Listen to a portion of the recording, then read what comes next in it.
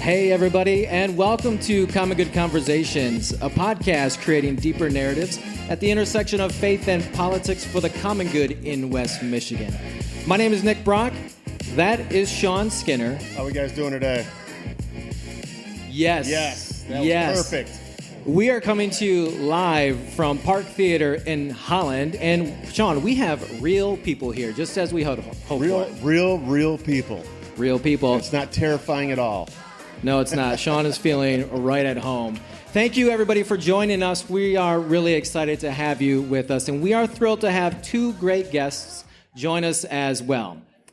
Today, we have the privilege of being in conversation with two candidates, a Republican and a Democrat, running for Ottawa County Commissioner in separate districts. So I'll give you an overview of what's going to happen this evening. First, you'll get to hear from Mark Northrup of Hudsonville. And he is in District 5, and he's running to defeat Commissioner Board Chair and leader of Ottawa Impact, Joe Moss, in the August 6th primary. And if you know anything about Ottawa County politics, the primary election is where, more often than not, local elections are decided for Republican candidates. So Mark will come up here shortly, and he's going to give us a little segment. He's going to talk to us during a little segment that we call Your Opinion. Then after Mark, we're going to have Chris Kleinions of Holland, and he is running in District 2. Now, Chris has been selected to run as the Democratic candidate in District 2 for the County Commissioner recall election against Ottawa Impact Commissioner Lucy Ebel, scheduled to take place on May 7. And Chris will be here for this main segment for our big conversation. And finally, and this is what I'm looking forward to the most, I think, Shawn, is we're going to have Mark and Chris up here near the end of the program, and we're going to talk to the both of them, but we would love to have some audience participation. So we'd love to have a Q&A. So at that back table there near that screen, my lovely assistant, also known as my dear wife, she has some note cards and pencils, and if you could just write a brief question on there, she'll bring those up here near the end of the program, and we'll take those questions, and we'll give an opportunity for Mark and Chris to answer those. And finally, before we move on, be sure to grab a drink. There are beverages over at the bar, alcoholic beverages, pizza, some munchies if you get a little hungry, because Shawn and I already have ours. What do you have, Shawn? Yellowstone whiskey. And Yep. Nothing loosens up politics like a little whiskey. Right. You need to get a little liquid courage in this here. So we've got ours, and hopefully you get yours as well, so you can join us in that. All right. Before we dive into all of that, we need to first kick off the program with why we started the podcast. Why did we start the podcast? Well, I wanted to start this little story with a little story about nasal irrigation. Oh, jeez. Yeah, you know what I'm talking about? Yeah. Nasal irrigation, boy, and specifically these Neomed sinus rinse things. You know, I know that, so there are the people here, but there's also going to be our listeners online. And so, you know, the nasal irrigation comes in this little plastic bottle, right? You fill it with water, then it's got this special solution. And it's to clear your nasal passages when it gets a little stuffy. Yeah, it's not pleasant at all to do that thing at all. Well, it's not extremely horrible, and that was the dilemma last night. So we were at our father-in-law's house last night, Yep. and he had this dilemma about using nasal irrigation to help him, you know, live his life better. He wasn't going to do it at all. He was pretty scared. He was so against it. I don't know why he seemed so terrified of it. I think he had seen like a bad YouTube video, or That can happen. Maybe none at all, and he had just imagined it in his head. Well, he did ask us how far I needed to go up his nose, and he pulled out the little tube, and he thought the tube went up his nose, not just the thing. Yeah, we were like, no. The tube doesn't go up your nose. You put the tube down into the bottle, into the water portion. Then you gently squeeze it. But I had to convince him, and you did as well. Like the whole room was trying to convince him that this is going to help you live your best life during the spring season and beyond. And I can say I've taken it a lot, and it works for me. It's worked for me, but it's never been pleasant. I would not do it if I didn't have to. Well, so, I mean, the worst part. But at least to give it a shot. Trying to get them to do it is like trying to get the kids to eat broccoli at the house. It's like you'll like it. Trust me, it's good for you. No, I'm not just do it. Just do it. Well, so here are the tips that I gave him, and jokingly, I said, first, you gotta squeeze your butt cheeks because you're a little nervous, right? You gotta pucker up, get ready for it. Then you put the bottle to your nose, you squeeze gently, and you gotta make sure that your face and mouth is over the sink. Yeah. Preferably. Because it's all going to come out. You're going to make a mess. And if you have a long beard like me, you need to hold your beard back and let it go. Just tuck it right in your shirt. Yeah, I've tried it before, or I could tie it off, but it doesn't work great. No, I imagine not. No. Boy, that was some good banter for the evening. Well, so that was, I think that was a nice segue, a nasal irrigation story to segue into why we started this podcast, because our podcast idea started at our in-laws' house. Yep, around a table with a whiskey and just average conversation between two guys, and a lot of other families around dinner tables end up talking about things like faith and politics and some of the no-nos that you're not supposed to talk about at a round table at home, and fights that occur due to different sides of opinions and everything. Yeah. But we decided that we would try to do our best on being able to hear each other, even if we didn't agree on our same opinions or whatnot. That's right. That's right. So looking over all this probably, our conversation started about 2-3 years ago, and me recognizing that, hey, we're having some really good conversations, and we're having these conversations in a way that's helpful. So over the past few weeks, and with this podcast, I've put together a little blurb here to help us describe our origin story. So I'm going to read it. You let me know what you think. All right, let me know if it's on track or if we need to do anything else. So if it's off, I'll ask Christine in the back. She'll correct you. She'll know. Here we go. Quote, a few years ago, brothers-in-law Nick and Shawn started doing the unthinkable at family gatherings, talking about politics and faith at the dinner table. While at times tense and cautious, those conversations were filled with curiosity, nuance, grace, and humor. And wanting to lean into that experience, they decided to start a podcast, which you see today. Common Good Conversations is a weekly opportunity for Nick and Shawn to talk about the politics and faith of West Michigan by being curious, nuanced, grace-filled, and humorous. And perhaps they'll learn something along the way. The end. Sounds fair to me. Sounds fair. It sounds fair? Correct. And right? Yep. Okay. Did that sound right to you, Christina? Yeah, perfect. Paying attention. Got it. From way at the back, we get the thumbs up.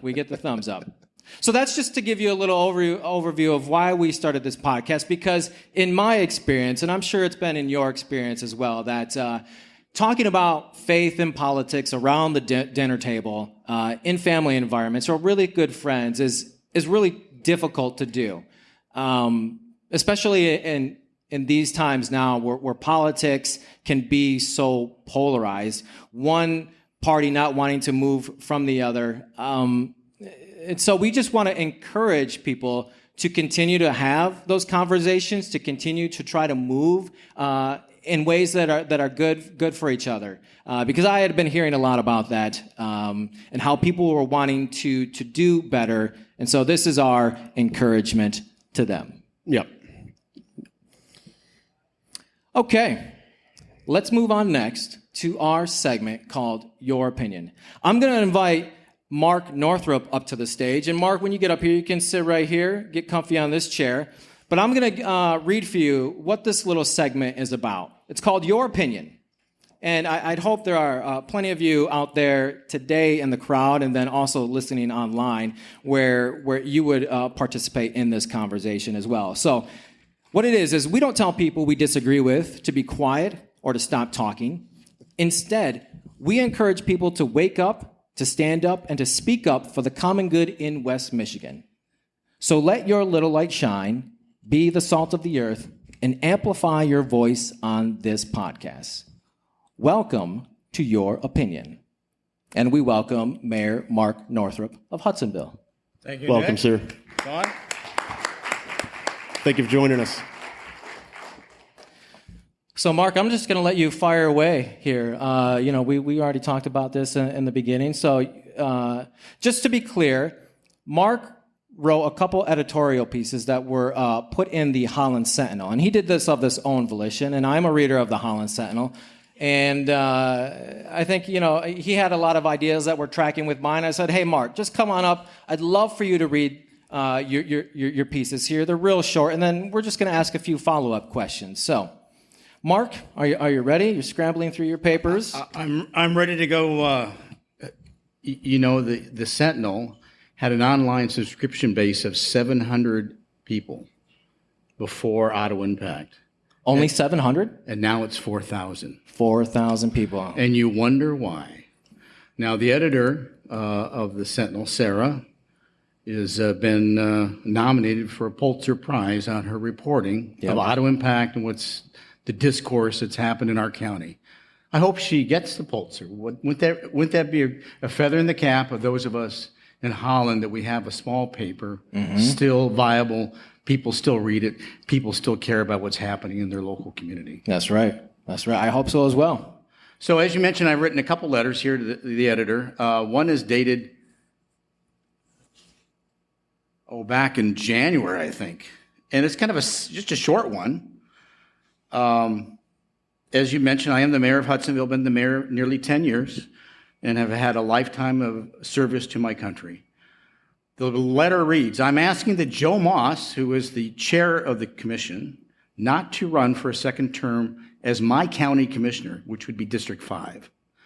The list of reasons is too long, which most of us are familiar with, not the least of which is the millions of tax dollars squandered on personal agendas and unnecessary lawsuits. And by the way, a lot of severances. Give it a rest, Joe. Move on. You have made your point, and the county now needs to move on. Do what is best for your community. It's a plea. How many roads could we have fixed in our county, I wonder, if you had not wasted so many taxpayer dollars? We need to return to good governance, professional leadership, fiscal responsibility, open meetings, honest and productive agendas, kindness, and empathy. Let someone else be the GOP candidate. And that person now just happens to be me, because I'm in District 5. I am the most able to take on Joe Moss and move on with goodness. Because we don't have goodness. We lost goodness in our county. So that's the first letter.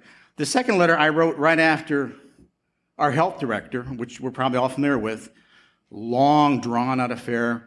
When they came on board, they were looking for a witch hunt to punish anybody that advocated for masks. And it was just driven out of mean, vicious, get-even vendettas. And we watched this thing play out over at least a year.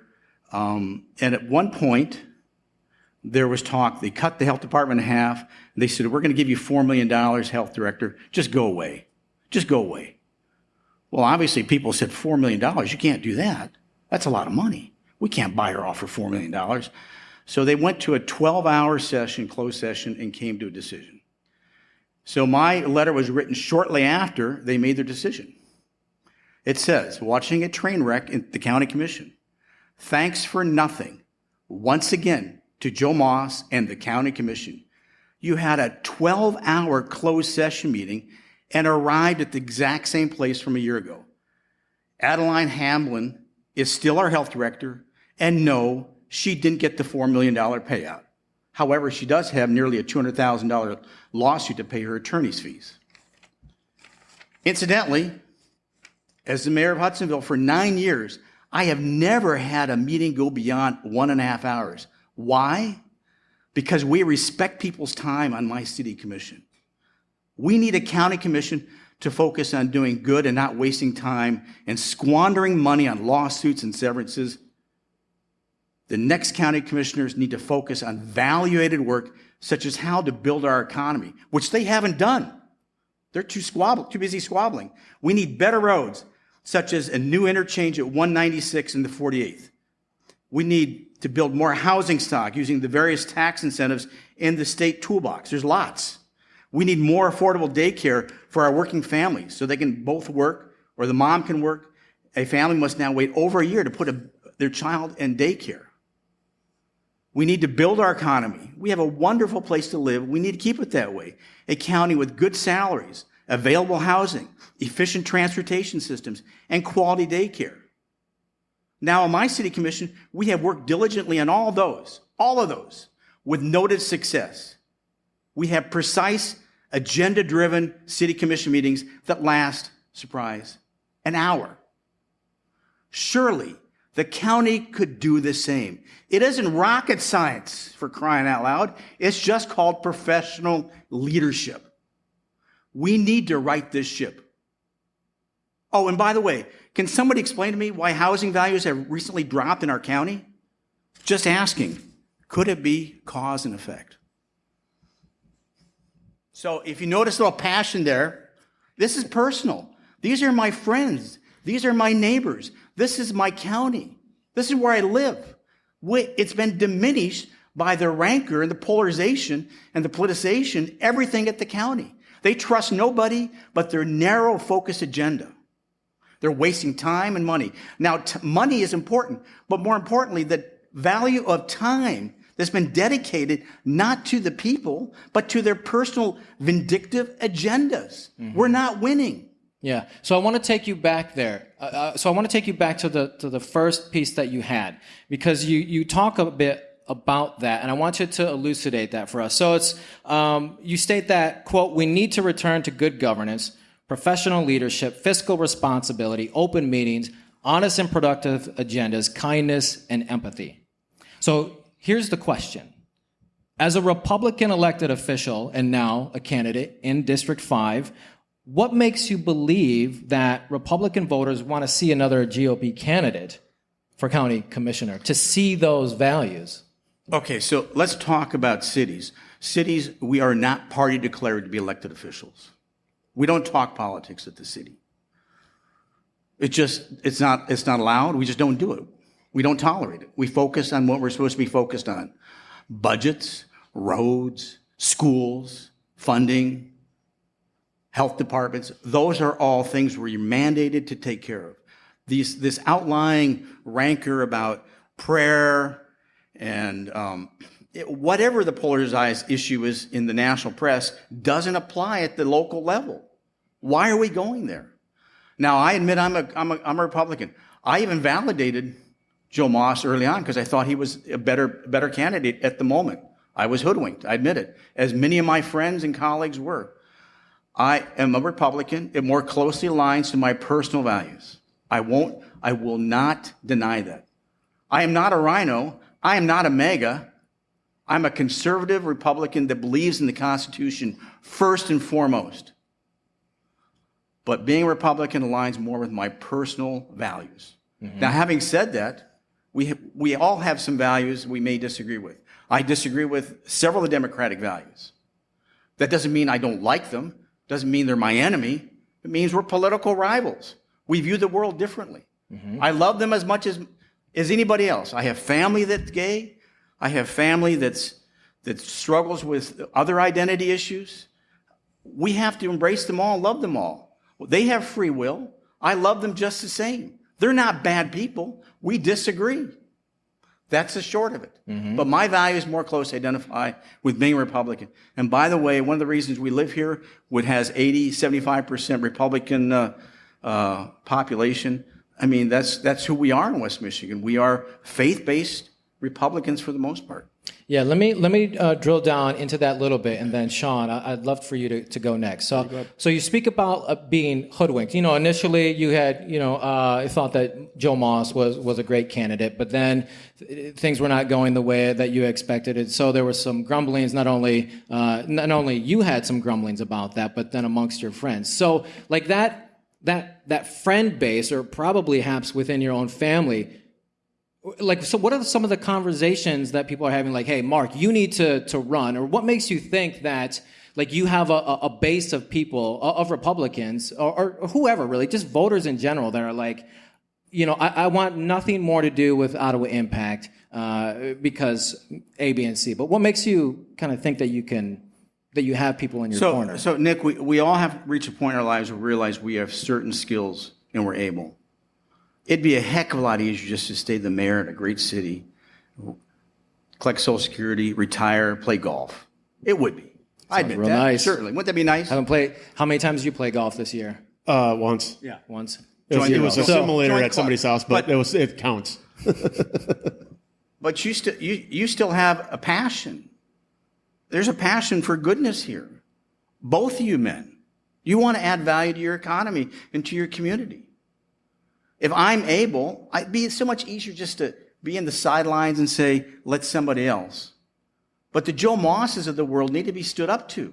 Who better to stand up that has a resume of goodness, a history of service, of results, of passion and compassion? Certainly not Joe Moss. Look at my record. Mm-hmm. I am the most able. The mayor of Hudsonville is taking on Joe Moss for the right reasons. We need to move our county on to goodness. Yeah. This pettiness, this polarization, this wasteful spending, this wasted time needs to stop. We need to start to focus on advancing our county once again. Shawn, it's almost as if Mark has teed up your own question. Is that the one there? I mean, he's kind of setting you up. Go ahead and fire your question away. Well, I had a couple questions on if you're running for commissioner. What's your pros and cons of being a commissioner compared to being a mayor? Well, you get to be a big deal if people call you Mr. Mayor. Hello. Yeah. That's got a nice ring to it, doesn't it, Shawn? Huh? Well, I don't know. You're going for commissioner and not mayor anymore. Wouldn't it rather be a commissioner? You think that's maybe a step down? Actually, in some ways it is. Is it? Well, certainly, in some ways. However, there's more of a need at the county. My city's well run. Great staff, great commissioners. Get along. We focus on doing the goodness. If I have that skill to take to the county commission, I'm obligated to be there, Shawn. I can't sit in the sidelines and watch this train wreck. I have to be part of the fix. I got to be in that locomotive. Get that? Now, you're talking about earlier in your statements, you're talking daycare and everything. What would you be looking at doing to help make more affordable daycare? Okay, so one of the things in Hudsonville we've been working father with... of twins, I get that. It's a real pertinent issue. Hear me out. One of my commissioners, Dave Nitrate, is on the on the Outdoor Discovery Center board. He's the director. And one day I had a conversation and said, why couldn't ODC do something like that in Hudsonville? Next day he calls me and says, we have $1.5 million in ARPA funding to launch a satellite. And we're looking at Hudsonville. So we hope we have the initial plans to open a daycare center in our nature center. Now, nature centers is the ideal place for the Outdoor Discovery Center to have their daycares because we want our children raised away from all the electronics. We want them outside. We want them breathing fresh air. We want them hiking. And we have the ideal place in Hudsonville in our nature center. So the ODC is going to be partnering with the city, we expect, within the next 6 months, and we will be building our own daycare center.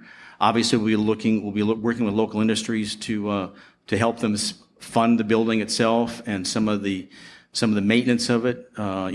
Royal Technologies, Sound Off Signal, West Michigan Beef. All of these employers need to retain their employees, and they need to attract new ones. And one of the biggest limiting factors for our employees is daycare for families. We need to embrace families. We need to make it available to them. Now, I have some people say, well, mothers should always raise kids, and we can't, we have no obligation to help raise children. Well, you know what? That's maybe in an ideal world, but most new families are two income, or maybe they're one income, and a mom is trying to just work through and make a decent wage in a manufacturing factory. She has to have some daycare. You take her out of the workforce, then they go on welfare, they become more of a burden. We need these people in the workforce. We need to support them in the workforce. We need to have daycare systems available. But we talk about this all the time, but nobody does any action about it. Hudsonville's going to do action. We need to own this, Shawn. We need to support you and your twins. So your wife can maybe have a part-time job. And you can maybe pay the mortgage off early. Wouldn't that be nice, Shawn? Well, that'd be very nice. She's more the breadwinner in the house, though. So sounds like Mark is willing to help you out. But you know what? Full disclosure for both Shawn and I, we don't live in Ottawa County. As we discussed earlier, I live right on the border, and that border is just over the highway. So I live in Granville. So when you mentioned, like Nick, you live across the border. You said it in jest, but I have been told that I live over the border in a very kind of partisan way. Like I'm coming across. I'm interfering with politics and mingling. Come on, we got to be bigger than that. Come on, we have to be bigger than that. I was like, I live in Michigan, don't I? I come through Holland. I come through Hudsonville, all that other stuff. So, but Shawn, you live in Kentwood. Yeah, and that's definitely on the other side of the border. You're way across the border. You're like a deep south or like a deep west, east. Yeah. Yes, he says. So, Mark, I'm not as good as words as you are.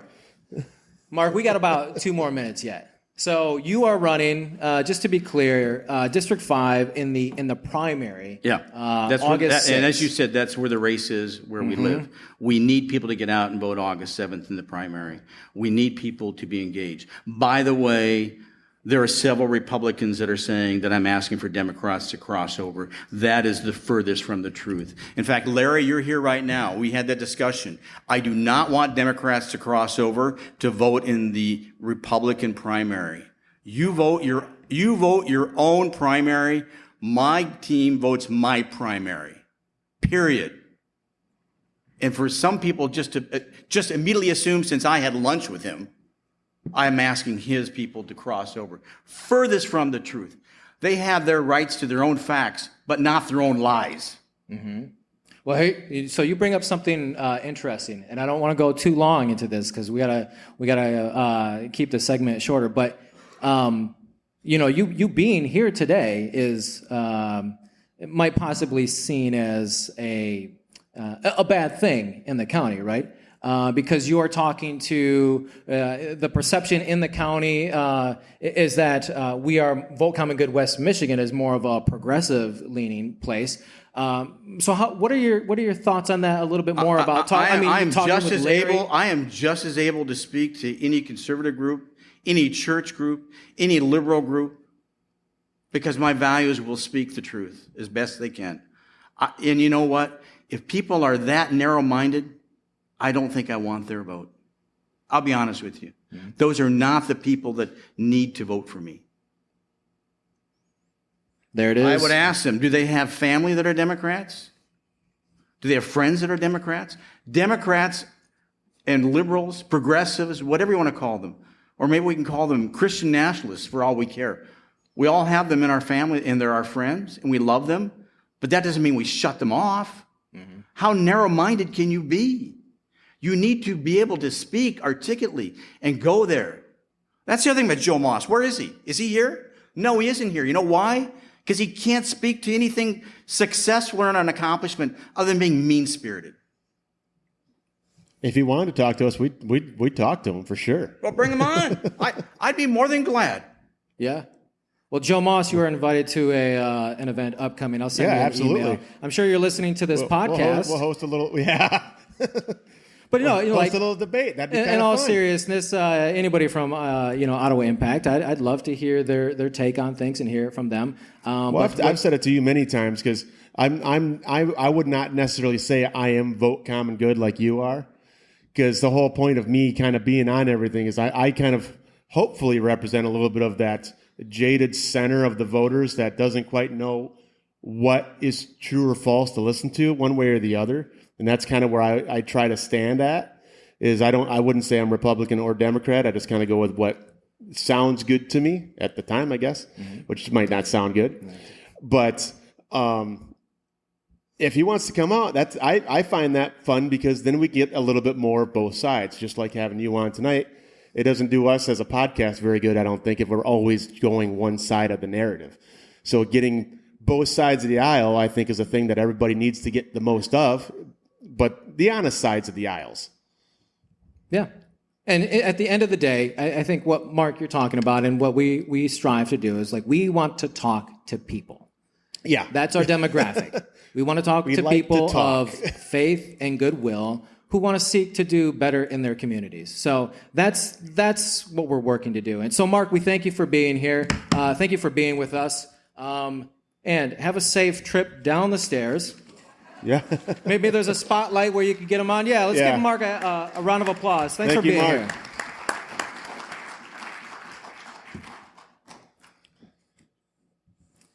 All right, next segment, we're going to move into our common good conversation. So this will be a bit of a longer conversation. I think we'll go to about a half hour, 45 minutes. But we're going to invite Chris Kleinians up to the stage here. Let me find where I am at my notes here. How we doing, Chris? Well, how are you? Doing good. Thanks for joining us. Glad to be here. Yeah, thanks for being up here. So Chris Kleinians was selected to run as the Democratic candidate in the District 2 County Commissioner recall election scheduled to take place on May 7. Chris has a 25-year history of working in the nonprofit sector, including in his current position as a community nutrition instructor. Let's see here. You're also on the advisory board of Ottawa Food. You're a member of the American Legion and VFW. Chris, welcome to the conversation. Thanks. You know, let's talk about that little piece right here. And this was something that Mark could talk about a little bit too when he comes back up. But so Mark served in the Coast Guard for a number of years. So talk about your connection with the American Legion and the VFW. Sure. I come from a long line of service, going back to Spanish-American War, I think.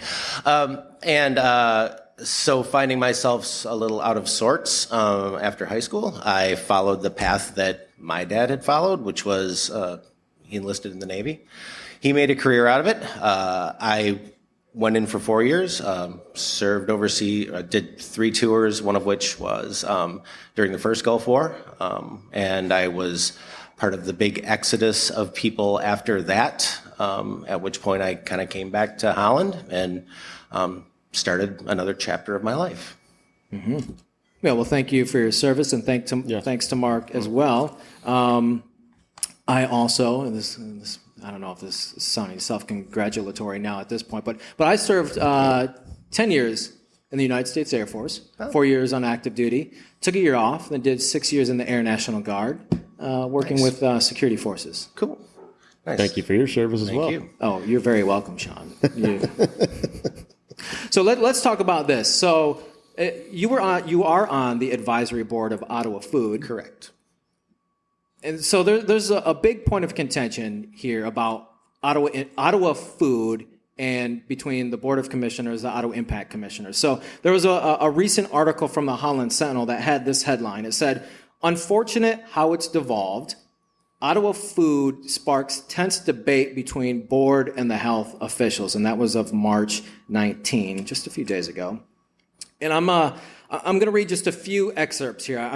I won't bore everybody, but there are just some real pieces here that I want to set up that will help to move this conversation along. So, quote, nope, I scratched that out.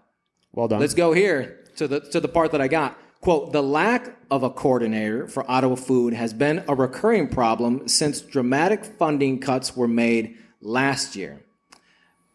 The Ottawa County Department of Public Health's Nutrition and Health Education line item, referring to its budget, was cut by 48%, which officials from that department warned wouldn't leave enough to fund the position. And then, as expected in November, Ottawa Food's countywide nonprofit partners voted to pause services because of a lack of funding. And then the staff since that time have since requested restored funding to reinstate the position so the programming can resume." And this is the final piece here. So Joe Moss, in the article from 14 November, said, quote, "The board is not defunding Ottawa Food. I'll just say on the record, I would not like the health department to cut this program. I don't think anyone does. I would venture that no one in the room would want this cut. Finally, and this is from John Gibbs, the former county administrator, says, the Ottawa County Department of Public Health is fully capable of funding its portion of the Ottawa Food Collaborative. It is instead, speaking about the Ottawa Food, they are instead sadly choosing to engage in theatrics by attempting to needlessly cut high-profile programs in order to score political points. So, Chris, the Ottawa Food is without a coordinator, and with you being, in this, what's going on here? What is the point of contention that Ottawa Impact has a big disagreement with? So before I answer, I want to point out that I am currently on a leave of absence from the board, which was effective pretty much from the day that I filed to run in this election. Okay. Because it would have been not a conflict, but it would have just made that situation more complicated. Mm-hmm. So I have taken a step back from those board duties for a while, and I'm really looking forward to getting back to the board. But up to that point, I can kind of speak to this situation. So the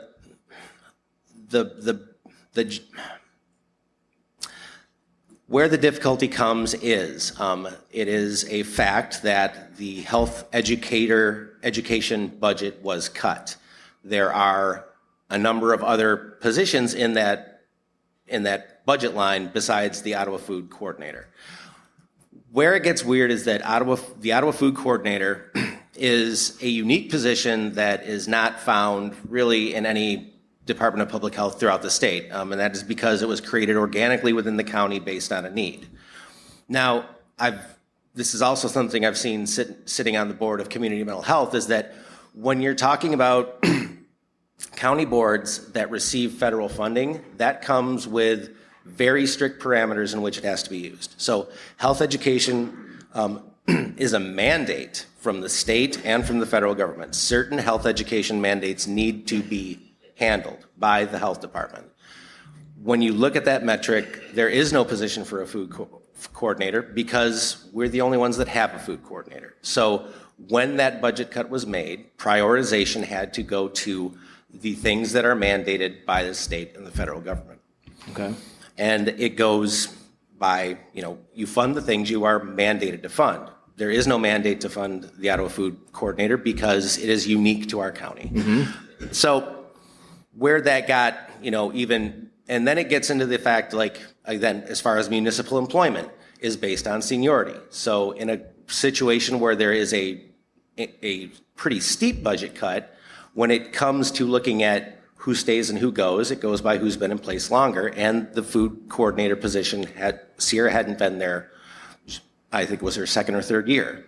So she was the junior person. So by the way the municipal hiring system works, her employment was untenable. Now, she was moved into environmental health because there was a slot there and there was funding there. But the notion that it was the health department being vindictive to the board does not line up with the parameters by which this organization has to operate under, which preclude legally the board saying, we really wish you wouldn't do that. Okay, so at the end of the day, the coordinator is not a mandated position. Not according to, it's not mandated by the state or the federal government who provides funding to the county for health education. Who then, if there's maybe I'm going too much in the weeds here and you can tell me. So why does there need to be a coordinator if other counties in Michigan don't have one? So Ottawa Food started out its existence as the Ottawa County Food Policy Council, and many counties have a food policy council. And this is a large table full of everybody that works with food insecurity in the county to try and address those issues. If you've ever worked with a large group of nonprofits, as I have for most of my working career, it is essentially like herding cats. They run this way, they run that way. Every organization that comes to the table has its own mission, and they are primarily devoted to that mission. Part of that mission is serving on this committee. So what happened was, after sort of observing this for a while, the health department was like, we have a little grant funding to maybe help bring someone in that could maybe help herd the cats, whose only job was to herd the cats. Because in a normal food policy council, the board is chosen from the nonprofits. And so you get traction, you get results, but you just don't get, a really good, you get forward momentum, but maybe not as much as you could. And so the problem is addressed, but maybe not as well as it could. So with this grant, they funded, they decided they were able to give this a try. And it worked really well, because when you have someone whose whole job it is to look at the mission, and, for example, grab some of these 40-plus organizations to do different things, because that's their specialty. It serves their mission and the mission of the organization. So, for example, with health education pieces or nutrition education pieces, that's essentially where I slide in. Because if they have either a grant or they have someone in the community come to them with a need, and it involves nutrition education, I would get a call. Do you have time to do this? And we try and work it out and come alongside them. So, for example, with Senior Project Fresh. Senior Project Fresh has a lot of moving parts. There's an incredible amount of pre-work that goes into making sure those books are delivered out. With that comes a health education component, a nutrition education component. If the health department's setting up, making sure all the paperwork's done, the books come from the state, everything, all the coordination with the apartment supervisors and all of that other stuff, if they can call me in to do the nutrition education piece and take that off their hands, that helps my mission and it helps them achieve their mission. Same thing with if we're looking at trying to increase food distribution to maybe the northeast section of the county where there's not as many pantries as, say, along the west side of the county. Having those resources and knowing everyone around the table means you can pick who you need to talk to when you need to talk to them for the problems that you see coming up. Because again, a nonprofit is going to be in their lane for their mission. So the coordinator position just helps make it go better. It increases capacity.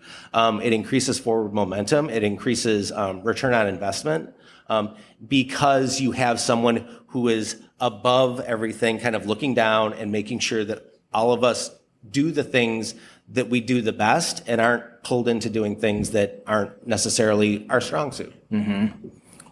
Like a food manager a little bit. Food, Essentially. yeah.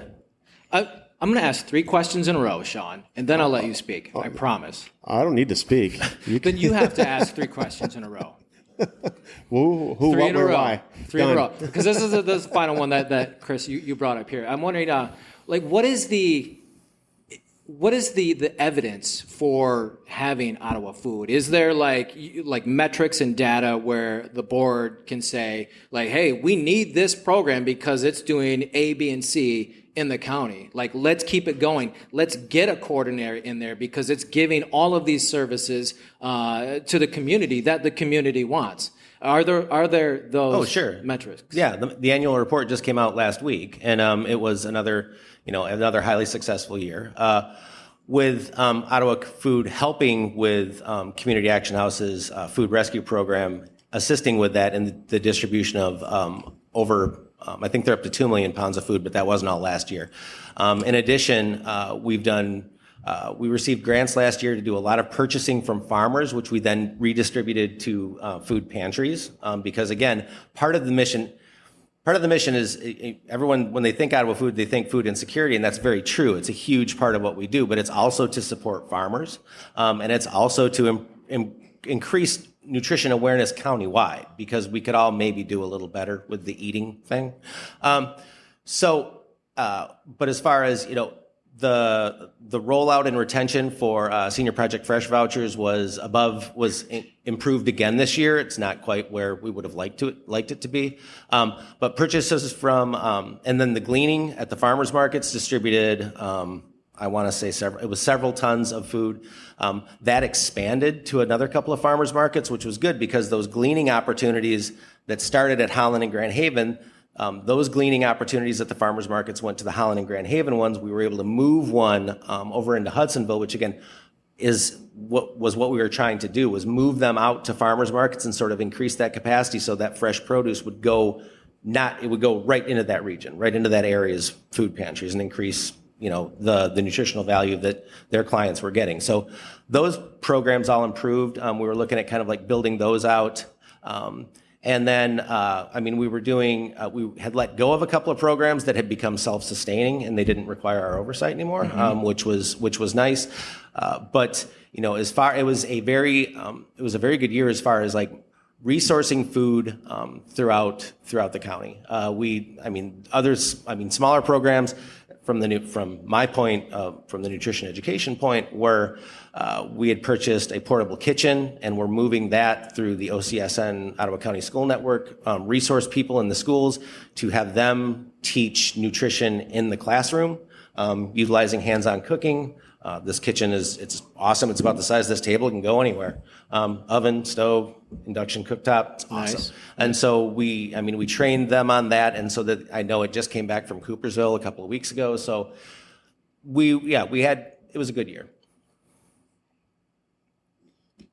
Because I'm drinking. I'm just like, go. Three questions. Do this. Three questions. 3 questions. There's so much there. It's hard for me to actually get a question wrapped around it because there's a lot there, a lot of answers actually. Yeah. He's actually answering questions before I have a chance to actually do it, so which is okay. Answering his own questions.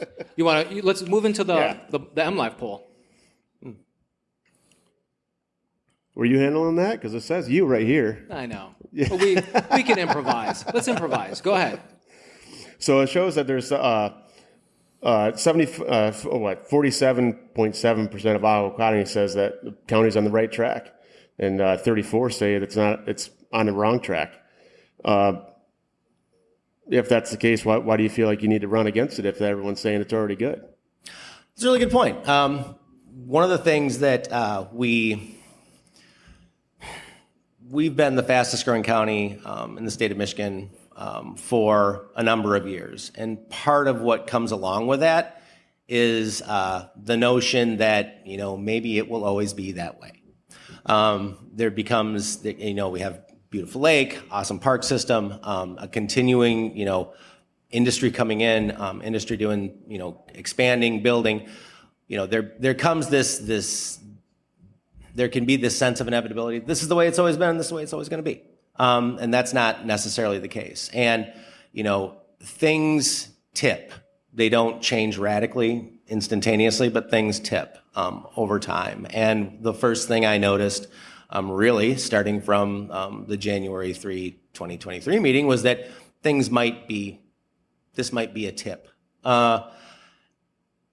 During the recall effort, in the second district, we never disputed the idea that the Board of Commissioners had every right to do what they did, but rather we had every right to question the manner in which they did it.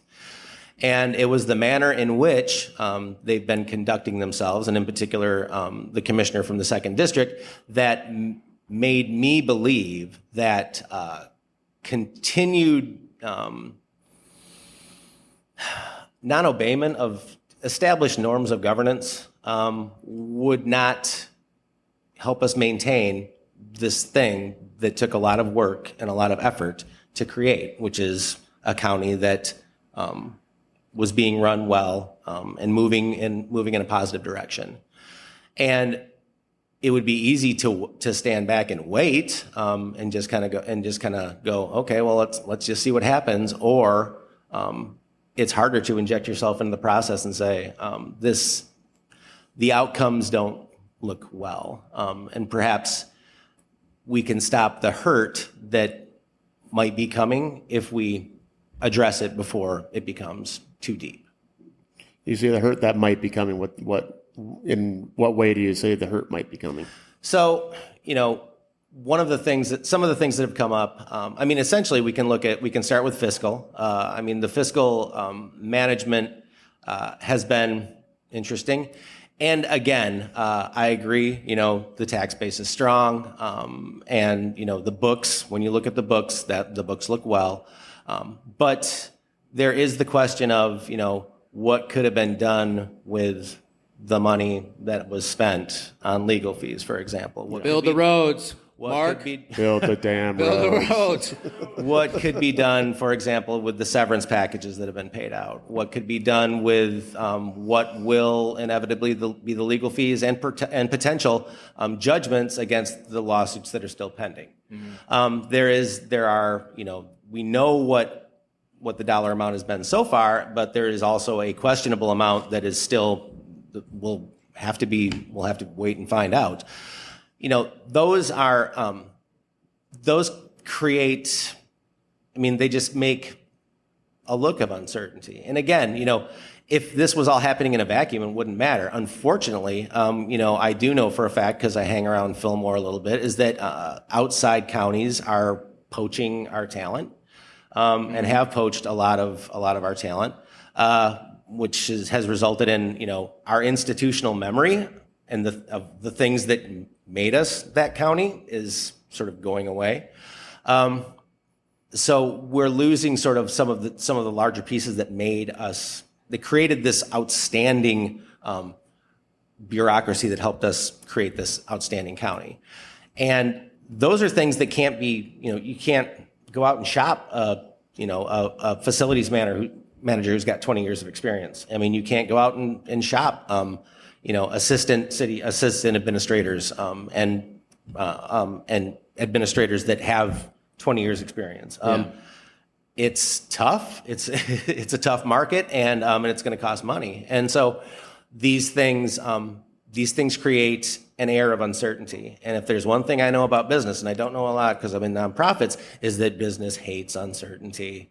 Yeah. With Well, a passion. I want to speak to a little bit of this uncertainty, but I want to round out this poll information as well. So, Shawn, as you noted, there's 47% that say Ottawa County is on the right track, but when it's broken down by party affiliation, there are sharp differences, and then sharp differences by region. So, for example, somebody who considers themselves a strong Democrat, as yourself, Chris, 55% say that the county is on the wrong track. Even those who lean Democratic say that they're on the wrong track, with about 48.9%. But then those in the middle, those independent voters, they also say that they're on the wrong track at 48%. And then now here's the shift in terms of partisan affiliation. A strong Republican, I'll use Mark as an example, is at 58.5%, where they say that they're on the right track. And then those who lean Republican are at 60%. So those are just kind of the larger framework for that poll. And I'll give a little data here too. So it's like, I can hear some of these questions in my head. Well, okay, why is there a poll about Ottawa Impact, and why are these questions out there about how voters feel about Ottawa Impact? And then I can hear that, well, it's whatever you want to say, it's fake news, it's a witch hunt, it's media bias. So I just want to put it out here. The editor for MLive, maybe he saw this coming. I don't know. I haven't spoken to him, but he said MLive has never commissioned a poll. For more than a year, Michigan's fastest growing county, however, has been deeply divided by political changes instigated by an ultra-conservative group that swept into power under the banner of Ottawa Impact. Conflict is everywhere, from protests and shouting to accusations and lawsuits. What do most citizens really think about what is happening politically in their home county? And then finally, I think this is what you and I were talking about, Shawn, and partly what we hope to bring to the podcast, is that the average county resident has to get dinner on the table, get their kids to soccer, or in my case, soccer and karate. They just don't have the time. We wanted to get a sense of what those folks who are not hearing from think. And then I'm going to say it again. Finally, It's an election year, and West Michigan is key to knowing how the state will vote. This gives us an inkling of how folks are feeling and serves as a directional guide for important journalism that we plan to do all year long in Ottawa County and across Michigan. So the poll, that's when we talk about what are people thinking, how are they going to vote, why, when we talk to candidates and bring them up here, we can get your perspective, but we also want to hear that perspective like from when you go out and canvass, or from when Mark goes out to canvass. So where's my sheet here? I think you're wondering what he's seen from voters while he's out there on the trail. Did you just ask your second question? I did. Why don't we go with that? I picked up your slack for a change instead of the other way around. Nice. You're welcome. Thank you. Man, you two are amazing. All right. Yes. I also like that. A note about that is like when you dig deeper into the narrative from the editor, it also says that a disproportionate, how do they phrase it? A disproportionate number of Republican voters simply could not offer an opinion, which I think is kind of telling, but it does match up with what we've seen canvassing since we were able to get out and when the weather is kinder. So what we've been seeing is that you're exactly right. The second district is a multi-ethnic, hardworking district, and there are a lot of people that have a lot going on, and county politics has been pointed out over and over, has always been kind of like that thing that happens that no one really knows about. I mean, things get done and things get done. So it hasn't risen to a lot of people's attention because they have other things to do. I mean, it is a tough job living in this county. If you're, if you're both working and you've got a mortgage and you've got, or you're looking for a house or you're dealing with the things and you've got small kids. That's the second district. It's a young district. There's a lot of people on the grind. So we do see that a lot of people that do not really, they haven't been keeping up on what's been going on. And I'm not going to fault anybody for that. It's, you're living life. When my boys were small, and you've got karate and all that stuff. It doesn't become a priority. And I understand that. So primarily what we've been trying to do is voter education and outreach as to what's been going on, and encouraging everybody to go do their own looking. We're not listen to podcasts. Yeah, listen to podcasts. Go out and find resources to kind of help fill in what you might want to know, because we do. It is very important. This election is very important. Yeah. Oh, okay. Me again. All right.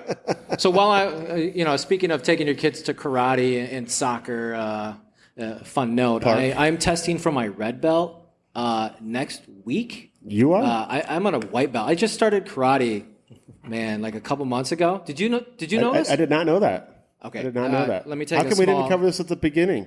Let me take a small aside You wanted here. To talk about nasal cavities instead. I know. I should be talking about testing for my red belt. So that is happening this coming week. Wyatt, my 7-year-old son, is going to be testing with me as well. So we do it at his school. So his school is just across the way from my house, and so whenever I would go to school prior to this, I would see all these kids walk into the school with their gi, their uniform. I'm sorry. All I picture is that Seinfeld episode where Kramer was training karate with all the kids, and they jumped him in the side aisle because he was kicking their butts. Yeah, and also on The Office where Dwight, he goes into the dojo and he does karate with the kids. I do the karate with the kids. Sure. I do.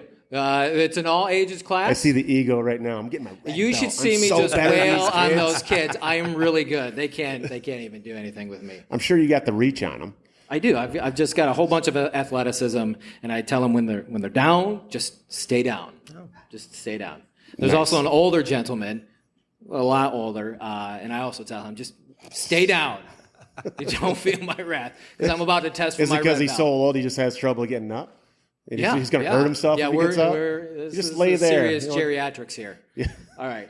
Press your life alert if you need to get up. He's good though. He has a higher belt than me. He's been training. So you're cocky to someone who's better than you. I am. That's so not smart at all. You're not going to get that red belt now. I need to show more respect. There. All right. Talk about going in the weeds.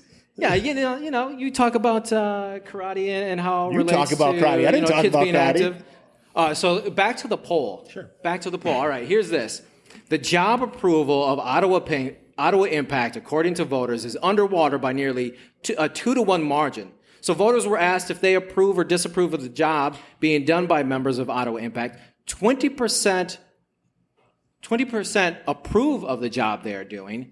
36. Hold that out here for you. Yeah, I thought you had your glasses. 36% disapprove the job. Now I really can't see. 13 neither approve or disapprove. 28% could not offer an opinion. But here's where I think they wanted to make clear, or the numbers kind of speak a little more loudly, is that 27% strongly disapprove. So when you're out educating voters and speaking to those parents and people who are really busy at karate, at soccer, like you only have a small window with them, right? So you gotta give them the business there. So what are you leading off with? Like what is resonating with people when you say like, well, people strongly disapprove of what they're doing because this? Right. Typically I talk about the fiscal. Because money, it's dollars and cents, and dollars and cents does have a longitudinal impact over time. The board put out last week that they had received a AAA bond rating. That's fine. 3 bond rating agencies give that rating. The one that we received recently, they primarily look at books. Others look at books and culture. And so if you have a bond rating agency, which should be according what I remember, they typically arrive around April. They'll look at the books, but they'll also look at the culture of the county, because that determines kind of like your degree of success going forward. Are things going smooth? Are there any surprises? Any weird stuff? Can you define the culture of the economy? The culture of the county. Oh, the county. Not the economy. That changes because the whole they thing. see that as having a direct impact on the culture of the economy. Yeah. So that could be, they could have a different perception of kind of how things are going because of the division that poll speaks to. So the fiscal piece doesn't stop. It will continue to go on, and so I talk about that. We talk about that primarily. Don't really lead into the social issues because people are free to. Again, it goes back to, we don't dispute how they had the right to do the things that they have done, but the manner in which they have done them has cost us a lot of money and created a lot of bad blood. And those are the things that need to be addressed. The actions themselves, it is a positive or negative depending on your persuasion, but the mechanics by which they've operated under have created a strain on the system that could have longitudinal impacts for the health of the economy going across another decade. Mm-hmm. Because these things don't undo themselves overnight. Kind of like you can drive from point A to point B, just don't drive on the sidewalk. Yeah, I think that's one way of putting it. Good point. I see you. Nice. I see you there. I see you working. Yeah. Yeah, that's my brain working at top capacity right there. Well, then my brain went to I think a Seinfeld episode. I think. Oh, jeez, we're back there now. Yeah.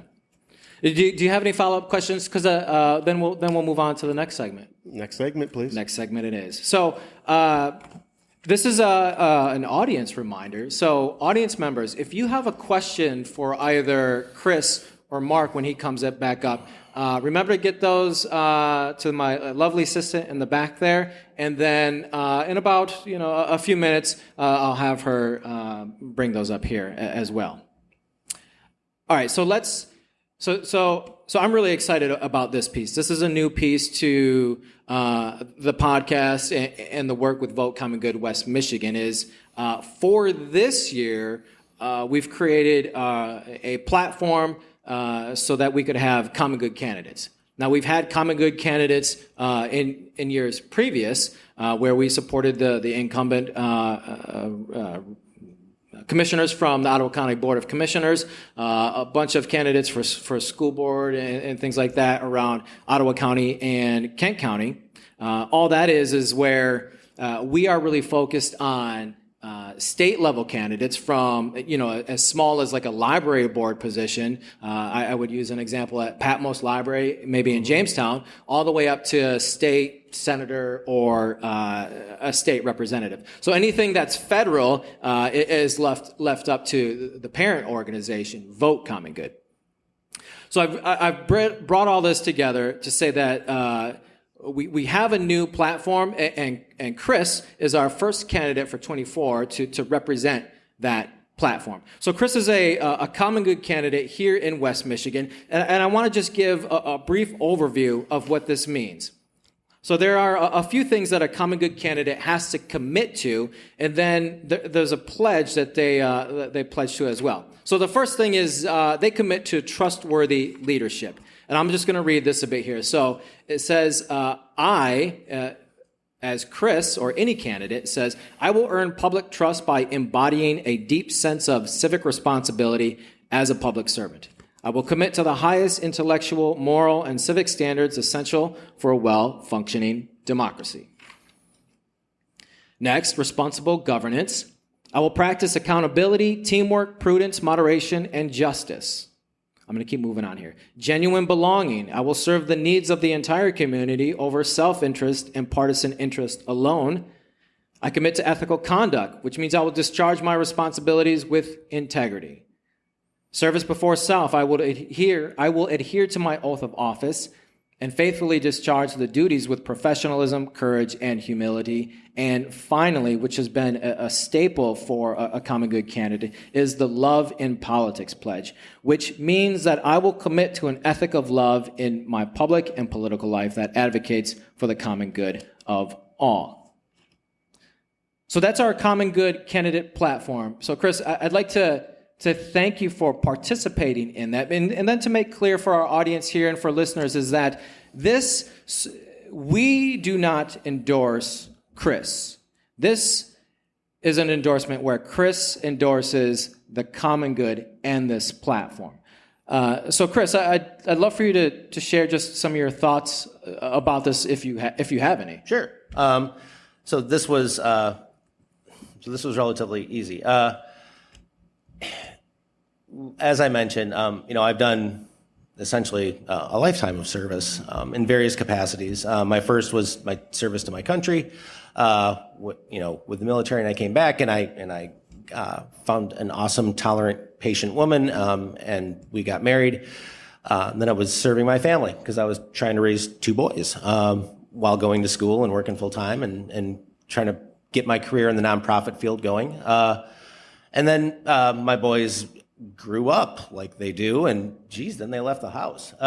And Traitors. Yeah, but at that point, I was when my involvement with Ottawa Food as a member of Ottawa Food kind of deepened and enhanced, and I was asked to join that board, and then shortly after that, I applied and was appointed to a term on the Community Mental Health Board, along with the civic work that I've done as a member of the Legion and the VFW, and so doing service has always been part of what that was my grandpa. I mean, he came back from the Second World War, and he helped start the Holland Fishing Game Club, the Pigeon Club out in Zeeland, the VFW in Holland. I mean, the Ruby Creek Fishing Game Club. I mean, he was let's do things. He was a let's do things guy. And I kind of must have gotten a little bit of that from him. 3-4 years ago, I was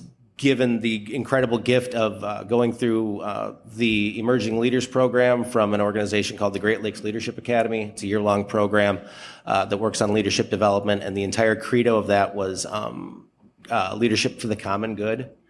And that galvanized the lens through which I saw just about everything that I wanted to do, was the common good and how the common good is defined by each of us. And that really had a profound effect on me and made me to really want to do more than what I had been doing. And,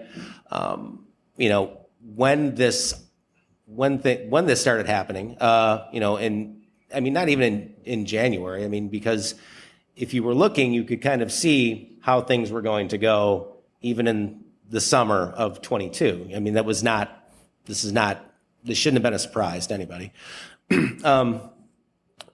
What was I going to do to address this?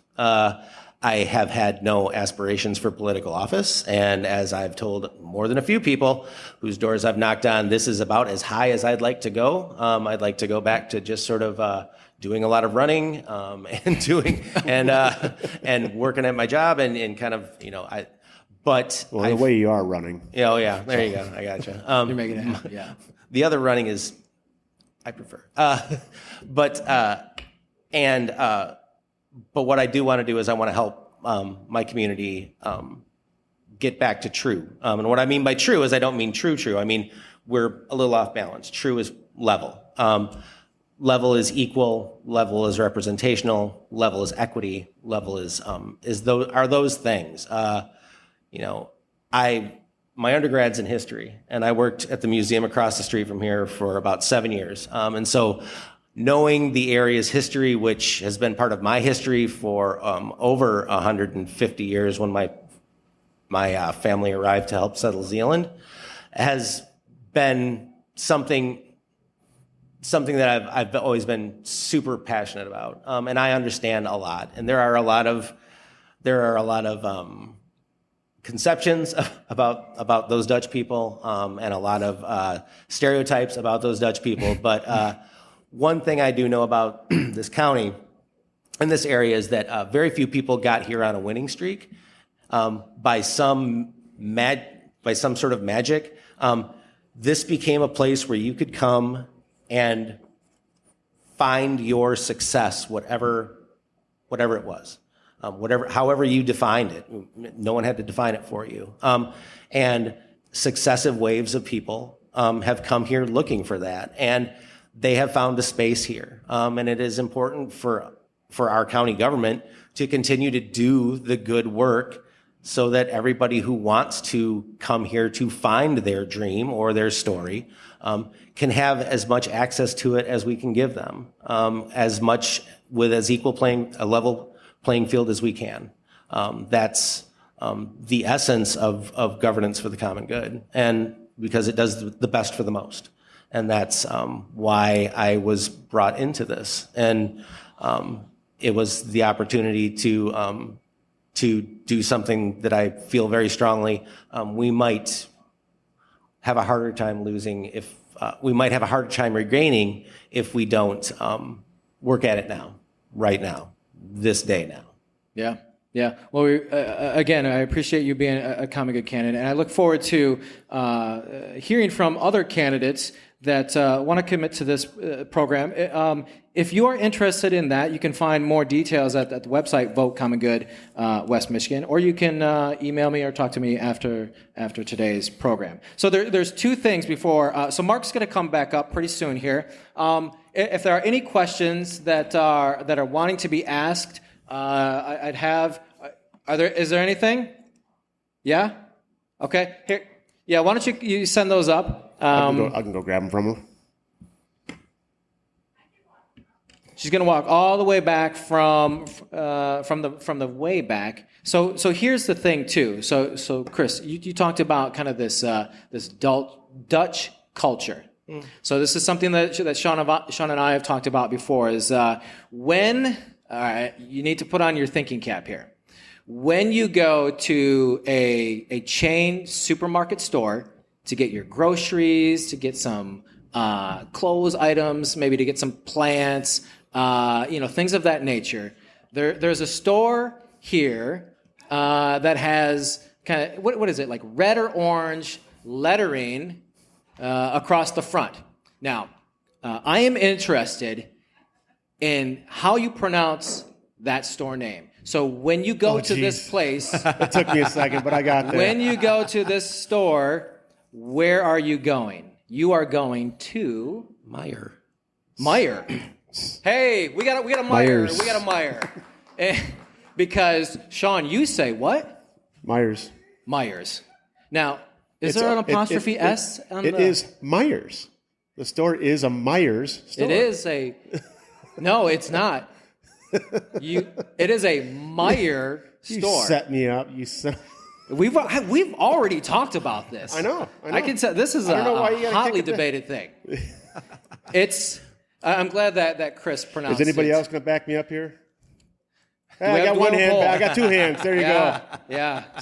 See, I'm not alone in this. See, I know this. Way to This single me out. runs deep. This runs deep. Talk about political polarization. I'm still We can't confused why even there's a pronounce J it. in there, and I don't hear that J anywhere. Oh, and you you're don't want to get into that. You're talking about a letter that you don't hear and a letter you don't see. It's there. It's The S there. isn't It's there. You silent. just- Oh, you I'm just sorry. put- The S. That's because there's no. Never mind. All right. No one is Anyways, talking Mark, to you. come on up here. I'm gonna move Chris over a little bit. I'm gonna get another chair.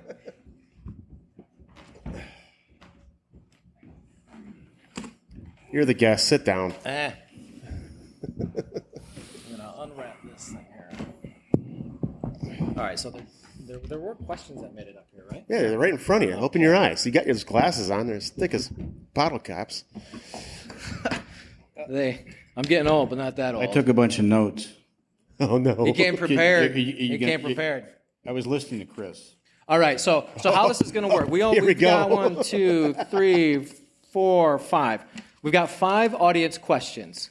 So we have one microphone between you two. So I'll just leave it up to you. Whoever wants to lead off with a question can. Here we go. Question number 1. What are you, a game show in this thing? Yeah, I'm just really starting to feel it. 4-3. Boom. Do you think parents should... Okay, let me preface. I don't know what is coming with these questions, so bear with me. Okay. Do you think parents should or should not be informed? Abortion or transgender decisions or their minor children? Okay. Do you think parents should or should not be informed? I think when it comes to abortion and transgender issues, decisions that would affect minor children. I think they're referencing it should they be informed by their children if they feel one way or the other, I think. Do you think parents should or should not be informed? I think like school officials or health officials. Yeah, That's my reading. That's the narrative in the national news. Of course, a parent is responsible for their child.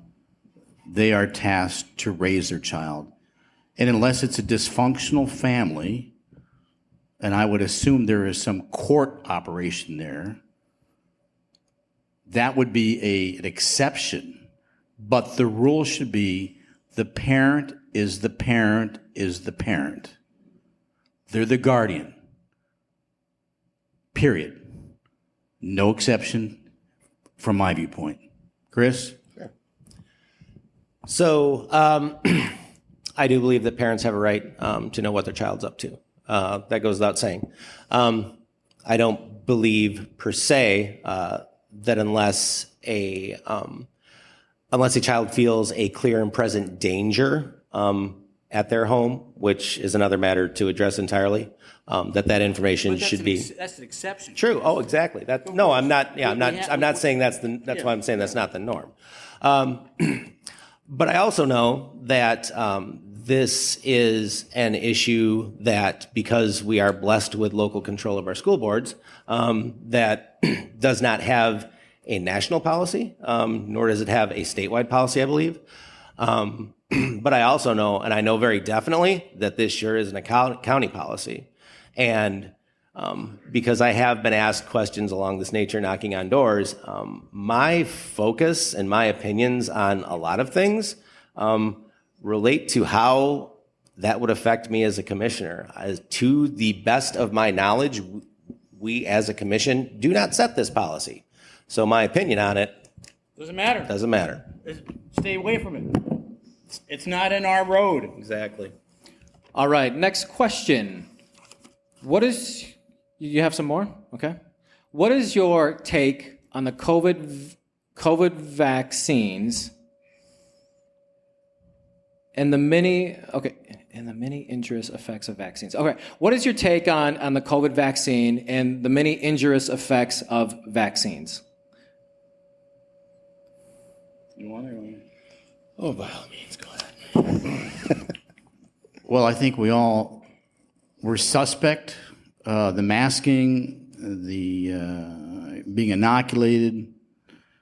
I think many of us were suspect. It just didn't make sense for a healthy person to go through all this.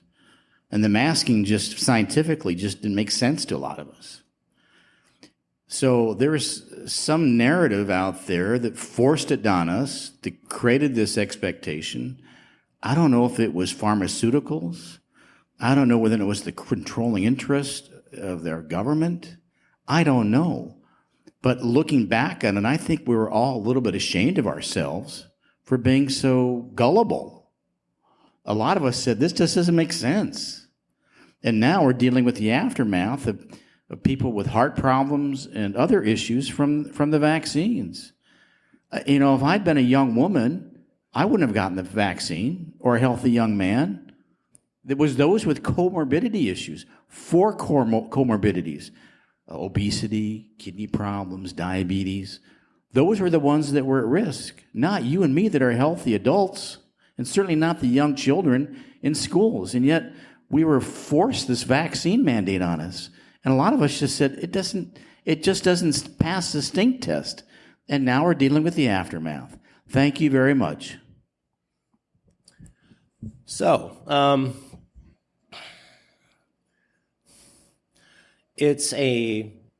right, happily got vaccinated, happily got all my boosters up to date, just the same way I get a flu shot every year. And anything that comes up as I get older that is recommended. Vaccines work. Every metric going forward and longitudinal studies have shown that it works. Within every population, within every cohort, there are going to be individuals for whom the vaccine does not work, or there are adverse effects. That is a statistical fact. During COVID, when I was inside a lot, I spent a lot of time reading up about the influenza epidemic of 1919. And as this rolled out, I was stunned, absolutely stunned by the fact that the same arguments I was hearing today were the exact same arguments they made in 1919, when we were in the midst of another pandemic that killed roughly twice as many people. These are the human reactions to an unfathomable thing that we have very little control over.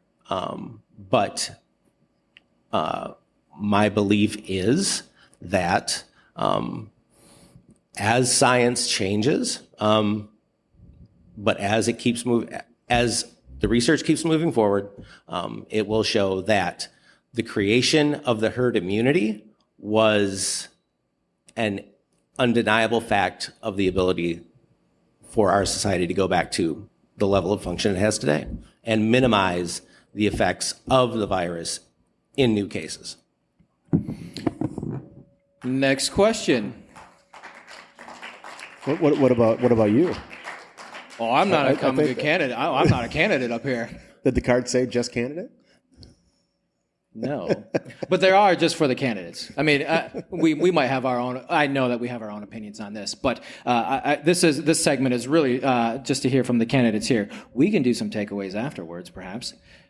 Question: have you talked to any young voters? This guy is ready to go. Have you talked to any young voters about the loss of the county DEI program?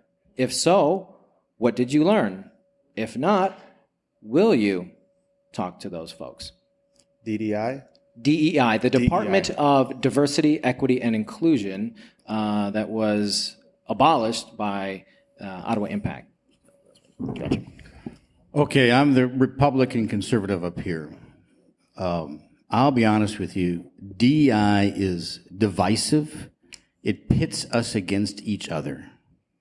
We've been doing this for the last 100 years, and the DEI is feeding that narrative constantly. Okay, now having said that, the county did away with the DEI office I'm supportive of that. Having said that, before we did away with it, we should have made some effort to find out what is there that needs to be retained that could bring value to us. What is there that could be retained that could build our economy and help people, that's not divisive and polarizing. So I don't know. I mean, the DEI is gone in the county.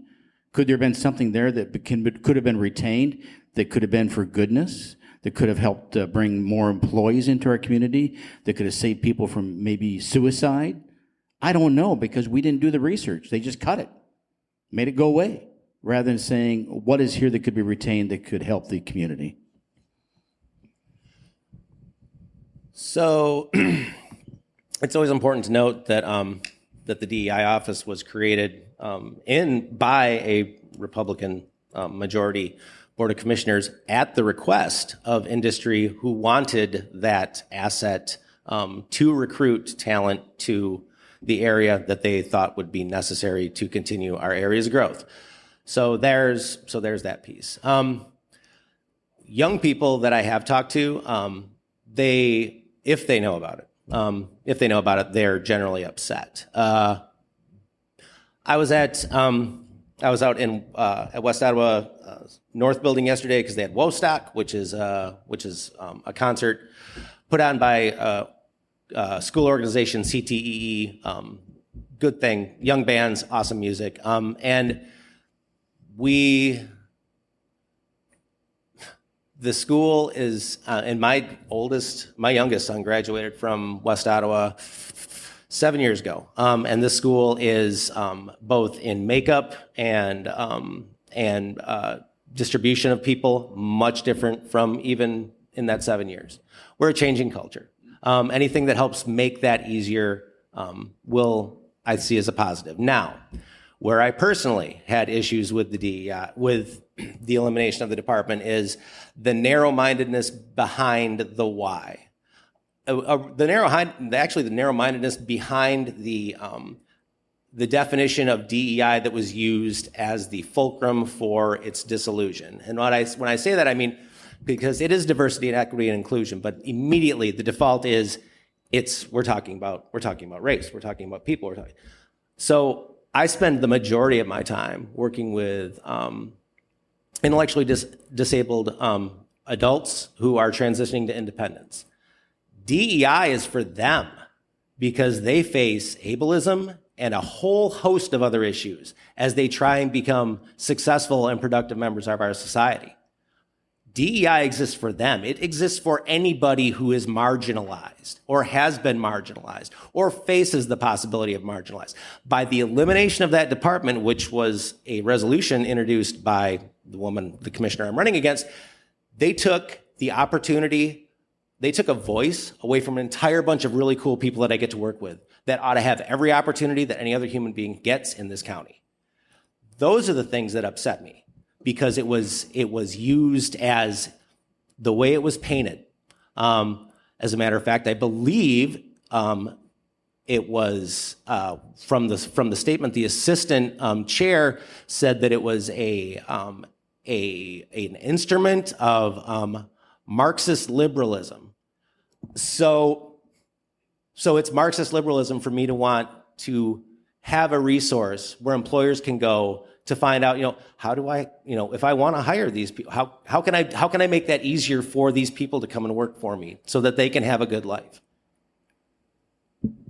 For the record, I've raised 2 children developmentally challenged that are adults now, and they were the benefactors of some of those programs. I don't know whether or not those are DEI programs or not, but here again, it was how it was packaged as evil and divisive.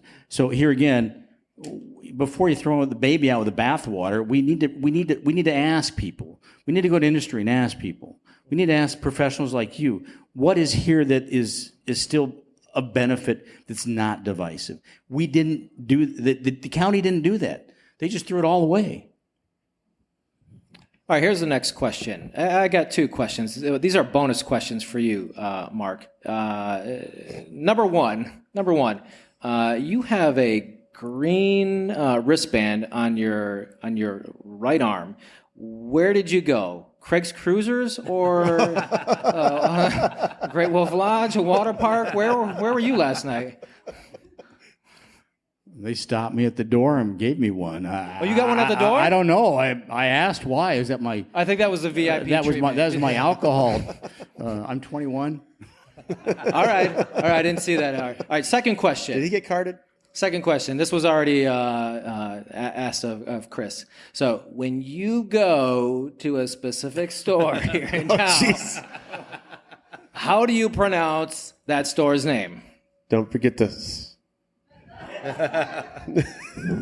Meijer. Damn. I'm really raking it in here. Adjust my votes later. All right, this question is up for anybody. We'll do two more questions here. Two more questions. If Adeline Hambley, the Ottawa County Health Director, filed the lawsuit, the one against the Board of Commissioners, why should OI be blamed for the time and money she obligated the board? I think the question is, if she filed a lawsuit, why should the county perhaps and their counsel pay the fees, the legal fees? It was a personal vendetta by Joe Moss and Ottawa Impact to go after her. The county is liable. Bottom line. I mean, there could be even an intelligent conversation. What did we learn out of this? She's a professional. I have to have some faith and trust in her as a professional, but it was purely vindictive. There's no other way to describe it. And God bless her for standing up to the county and saying, this is wrong. Now, do I agree that she made all the best decisions during COVID? Probably not. But that doesn't justify being vindictive. It means we're professionals and we learn from it, move forward. Chris. Sure. So the reason that the county is liable to pay for the legal fees is because that's the agreement they made to settle the suit and get the case dismissed. So that was their agreement. Yeah, it's a contractual agreement to get out of the suit. However, going back to the initial the origin of it. You can be. Skepticism is a fine thing. And it is good to be skeptical and to ask questions. If there was not cause, this would not have advanced to the point that it did. But it was determined that there was cause. At every point, this could have been. At every point, the county's legal argued to stop it, but there was insufficient. Now you can say, well, the game was rigged, but that's not skepticism. That's just denial. But the reason that we will be paying Sarah Howard's fees is because that's what the board agreed to. And it is worth noting that, for whatever reason, they opted to demote, they opted to create that environment at the health department. Health Administrator Stefanovsky was the one who piloted the ship throughout COVID, and she had retired before that. Adeline was working in environmental health and had very little to do with the day-to-day operations working through the pandemic. So it was aggression. It was an arrow aimed. I'm not sure exactly why it was aimed at her, since she was not, directly making decisions at that time. Final question. Can you speak to your stance on transparency? And they are referencing how do you feel about the closed sessions, but I would expand that a little bit too about just transparency in general. How can you speak to your stance on transparency? Do I think technically the board's made violations? Probably not. But they have violated the intent by meeting secretly before they were sworn in. They violated the intent, which is just as damning as the technical violation, if there have been any. I am ashamed, appalled, embarrassed by their position that they were right to do so. In one of my something that I've written about transparency on my website, is that transparency is an outward manifestation of your internal processes. So boards have the right to go into closed session, no doubt. There are things that that don't necessarily need that fit the requirements laid out by the Open Meetings Act for closed session. However, I also agree with an editorial that was in the Sentinel a couple of weeks ago by a local lawyer that said that closed session doesn't exist in court. And one of the things that was noted very early on was that there is, if you're going to be transparent, you're going to obey the letter of the law as well as the spirit behind the letter of the law, and that's a manifestation of transparency. You can do a flex. You can flex. It's called integrity, Yeah. Chris. Oh yeah, you can flex. You can go really close to the line, and but is that the reason? Was the line the reason the rule was created? There was a motivation behind it. If you're not true to the motivation, then are you truly fulfilling I don't feel you're truly fulfilling the definition of what it means to be a transparent public servant. Well, that takes up our Q&A session. So I'm going to invite Chris and Mark to return to their seats, and I'm going to invite the audience to give them a round of applause, because if we don't, then it makes for an awkward walk-off. Yeah. Thanks, guys. Appreciate you. Good shit, man. Yeah. Thank you very much for joining us. All right, so we're going to wind this thing down. We got maybe 10 minutes here. What we do in the plane, podcast as you here, normally say, we're going to land the plane. we're going to land this plane. Shawn, Nick. Shawn, do you have any final takeaways? I mean, this was a big session, and for you in the audience, I appreciate you being here and sitting with us, because this is a lot to talk about. So you're big troopers here. A lot to take in. A lot to take This in. is why you listen to the podcast again later, and you can really absorb it all in. Yeah, go to that podcast. What's our podcast? Common Good Conversations. You can find it on Spotify, YouTube, and Apple Podcasts. I love how you answered my question there. I vocalized that very well. Did you ask my takeaway? I don't want to talk. You go ahead. No, you go. You're good at it. You're better at it than I am. Takeaways. But I did learn there is no S on Myers. Sorry, there's no S on Meijer. There is no S in Meijer. Uh-huh. Yeah. And a natty pod apparently cannot be used by our father-in-law.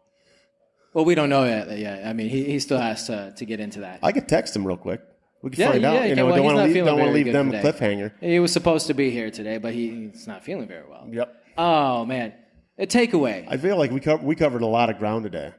We did. And I really appreciated the Q&A by the audience, by the way. You guys are great tonight. Thank you very much for your questions. For providing us with questions for the candidates and everything, and it was really fun having, two sides of the aisle up here actually communicating, because I noticed that tonight is they were on a couple times seemed like they were a little bit on the same page agreement wise, different side a little bit, but not here and not here, which is something I've been looking to see, is some communication and some semi-agreements on certain things, which is a baby step towards, I think, bigger and better things, I hope. Mm-hmm. Plus, they're not running in the same districts, so they could work together as commissioners. Yeah, that's what I thought was most interesting about this segment, because not only one for the audience here, it gives a visual cue into how these commissioners, if elected, or these candidates, if elected to the Board of Commissioners, might work with each other. Yeah. But just in general, I mean, this is not a big table. I mean, so Mark and Chris are sitting side by side and answering, some difficult questions. Yeah, some big ones. And they're not absolutely agreeing on all of the things, nope, but not shutting shutting each other down either, which is what I've been waiting to see. Right, and that's I think this will be there will be some video to this, but just to see the body language, so. To see what's embodied in answering the questions and how they interact with each other. I mean, this is just what we hope to showcase, when we talk to candidates and how they might work with other folks, because it is about Find your notes. It's Come on. about something. It's about finding the common good in conversations. Where is that piece? Genuine belonging, serving the needs of the entire community over self-interest and partisan interest alone. Did that just come off the top of your head? It did after I found my notes. All right. Any other takeaway? No. I'm about ready to go over there and get myself a drink because I've been out of my bourbon for about an hour and a half. And I feel pretty dry. I still got a bit. Hey, we're going to wrap this thing up here. So you can follow this program on, as I already mentioned, places as Spotify, Apple Podcasts, and YouTube. You can also check out our website when you go to votecommongood-wm.org, and we'd hope you sign up for our weekly newsletter where we let you know events like this are coming up. We let you know what new episodes we are dropping and just other voter engagement things. Yep. And if you guys have any other questions for us afterwards, after we're done here and we're getting a drink, and any suggestions on what you think might help the podcast move along a little bit on things to cover, feel free to approach us and say your 2 cents. Take those things to Shawn. Follow us on Facebook. I'm the brains of this operation. You are the brains of this organization. Follow us on Facebook. We are just like just below 1,000 followers. We're about at 900. So if we can push up to 1,000 followers, it just helps with the Facebook algorithm to get us in those spaces. So we really appreciate you being here. And this is my final thing before we get out. This is my PBS moment where I express my gratitude in saying that we need viewers like you. We need your support to keep things going, to help us inspire, energize, and mobilize the good people of West Michigan in 2024. So I'm asking if you could chip in $10, $25, $50, or if you're a big roller, $100, or any amount that'll help us create deeper narratives at the intersection of faith and politics for the common good.